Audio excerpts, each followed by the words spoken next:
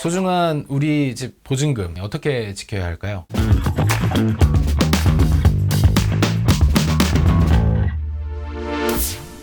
안녕하세요. 안변제일 안성준 변호사입니다. 이 부동산 가격이 내려가면서 부동산 실거주 수요가 많은 곳은 전셋값이 오르고, 반대로 실거주 수요가 낮은 곳은 전셋값도 덩달아 내려가고 있습니다. 작년부터 시작해서 올해를 휩쓸은 전세 사기, 전세 사기를 당해서 내가 낸 전세금이 이미 매매가, 이 건물 시세 감정 가격보다 훨씬 높아서 이도저도 못하는 상황에다가 보증금마저도 받기 어려운 상황이 있습니다. 이런 경우 결국 실거주 수요들이 낮다는 것은 추후 매매 가격 상승 요인이 적다는 의미거든요. 보증금으로 건물 자체를 매수하기도 망설여지는 상황이죠. 또 전세 사기는 아니더라도 전세값이 내려가는 상황에서 새로운 집주인이 전세금을 맞춰주지 못하는, 또 악의적으로 전세금을 돌려주지 않는 상황도 있는데요. 집주인이 새로운 임차인 못 구해서 전세금 못 돌려준다, 못 나간다, 이 집주인이 하도 당당하게 말하다 보니까 이게 맞는 말인가 헷갈리기도 합니다. 사실 계약기간이 만료되고 내가 갱신할 의사가 없다는 뜻을 전했다면 주인은 반드시 법적으로 보증금을 돌려줘야 됩니다. 전세 문화가 실상 우리나라의 특이한 제도인데요. 한 번에 큰 돈이 갔으니까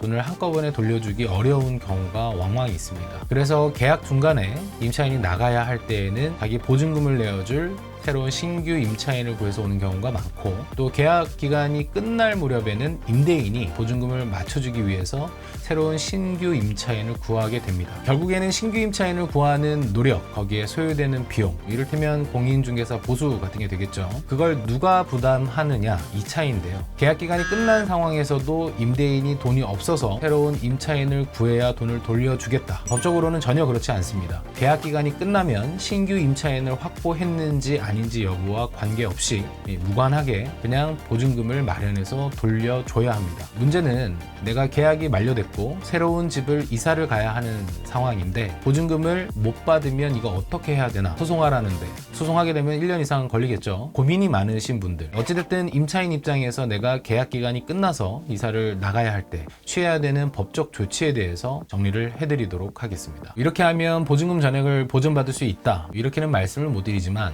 이렇게 해야 보증금을 돌려받는데 기본적인 조치를 취했다, 이렇게 볼 수 있거든요. 자, 먼저 계약 만료일 기준으로 2달 전까지는 계약 기간을 연장함 없이 나가겠다고 집주인, 임대인한테 알려야 됩니다. 내가 더 이상 임대차 계약을 갱신하지 않고 이 집에서 나간다, 보증금을 반환해 달라, 이런 내용을 알리고요. 처음에는 전화나 문자로 알리면 되는데요. 혹시라도 당장 답변이 오지 않고 분쟁의 소지가 있을 수 있기 때문에 전화나 문자로 이렇다 할 대답을 받지 못한다, 그러면 내용 증명을 활용해 보시기 바랍니다. 내용 증명에는 이런 내용이 담기면 되거든요. 계약 갱신을 하지 않겠다, 언제까지 보증금을 반환해 달라, 이 내용을 쓰시고, 또 한 가지는 특이한 사항, 내가 지금 새 집을 구해서 보증금을 내야 하는 상황이다, 근데 당신이 나한테 보증금을 주지 않으면 그 계약대로 돈을 납입하기가 좀 어렵다, 납입하지 못한 금액만큼 손해를 입을 수도 있다, 이런 내용을 같이 적어주심이 좋습니다. 그래야지 나중에 혹시라도 문제가 발생했을 때 그 손해까지 임대인한테 청구할 수가 있습니다. 계약이 종료하기 전에 이런 조치를 취하셔야 되는데요. 문제는 계약이 종료됐어요. 근데도 여전히 임대차 보증금을 주지 않습니다. 근데 나는 상황이 집을 옮겨야 돼요. 우리 법은 이 보증금을 받지 않고 집을 빼면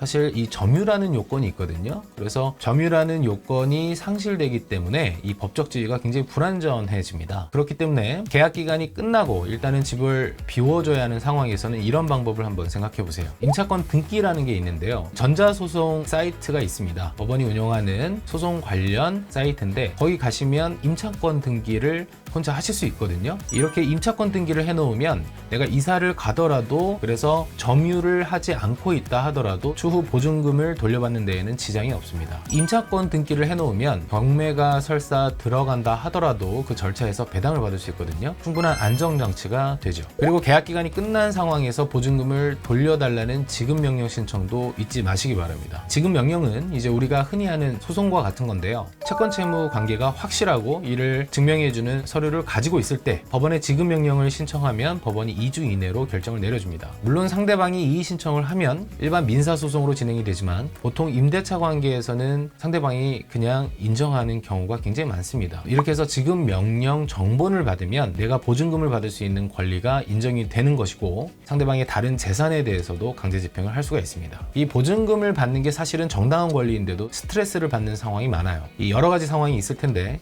상황에 따라 단계별로 해결 방법이 다릅니다. 그래서 모든 상황을 가정에서 다 답변을 드리기는 어렵고 영상을 보시면서 의문이 나는 점이 있으면 아래에 카카오톡 링크로 문의를 주세요. 상세히 답변 드리도록 하겠습니다. 오늘은 여기까지 하겠습니다. 감사합니다.